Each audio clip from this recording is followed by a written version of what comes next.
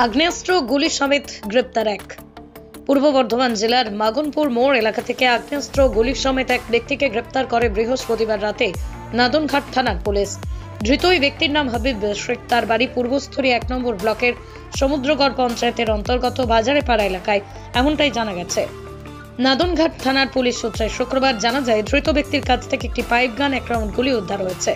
বৃহস্পতিবার রাতেই নাদনঘাট থানায় পুলিশ টহলরত অবস্থায় জাহাননগর পঞ্চায়েতের মাগনপুর এলাকায় ওই ব্যক্তিকে সন্দেহজনকভাবে ঘোরাঘুরি করতে দেখে সন্দেহ হবার পরে ওই ব্যক্তিকে গ্রেপ্তার করে শুক্রবার বেলা 2টো নাগাদ কালনা মহকুমা আদালতে পাঠায় পুলিশ।